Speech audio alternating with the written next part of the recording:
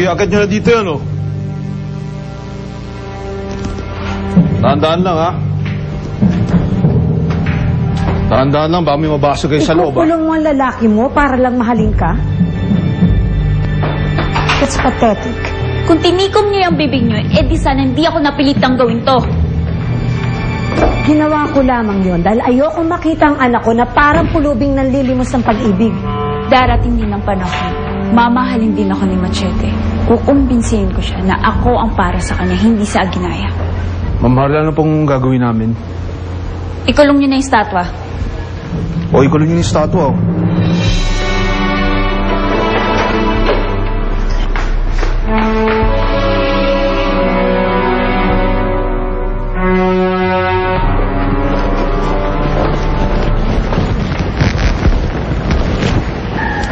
Tay, may hihilingin sana ako. Ano yun? Baka pwede po akong sumaglit sa mansyon. Ano? Babalik ka doon? Baka ano pang gawin sa'yo ni Marla at Divina? Hindi, Tay. Hindi po ako magpapahuli sa kanila. Kahit sandali lang po. Maintindihan. Ano ba, Day? Dapat mong bumalik doon? Dakila ang dahilan, ano? Tay, gusto ko lang naman magpaalam na maayos eh. Magpapasalamat lang naman ako sa mga kabaitang pinakita niya sa atin. Sige. Sige na, pinapayagan na kita, pero babalik ka kaagad, ha? Mauli tayo sa biyahe. Mabilis lang ako, Tay. Balik ako agad.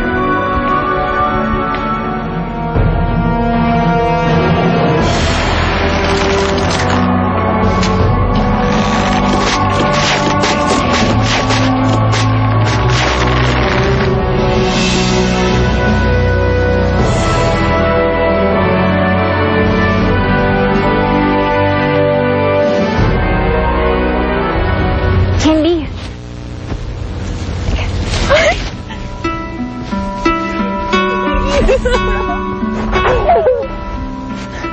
Kamusta ka na? Huwag ka maingay. Baka mahuli tayong Tita Divina.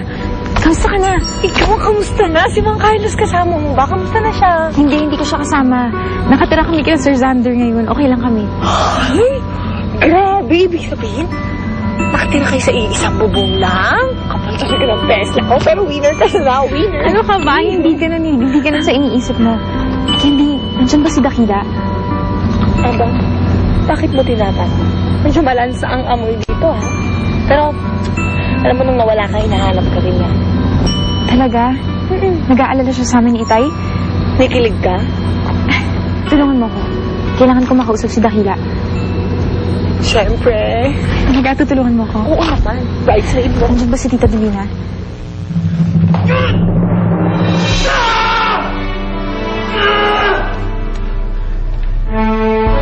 Bakit niyo ako kinulong dito? Hindi niyo ako alipin para gawin sa akin to. Pakawalan niyo ako dito! Masakit man sa loob ko yung ginagawa ko sa'yo. Pero yan lang ang naisip kong paraan para hindi mo ko iwan. Hindi ninyo ako mapipigilan para hanapin sa Aguinaya.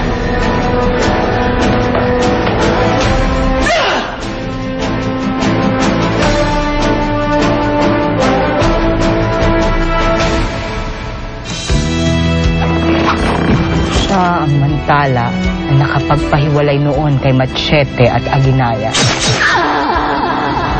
At siya rin ang tanging makakatulong sa iyo upang sirain ang pag-ibig na itinakda. Higit ang kagandahan ng taong may mabuting puso. Kaya para sa akin, walang kapantayan yung karektan. Hindi magiging madali ang pagbuhay sa kanyang muli. Anong dapat ialay? Buhay sa buhay. Sino ang iyong iaalay? Ikaw. Ito na siguro ang huling beses na magkikita tayo. Hindi kita makakalimutan. Gusto kong magtagumpay. Mangyayari lamang kung ipapagamit mo sa akin ang iyong katawan. Ikaw at ako, magkikisa.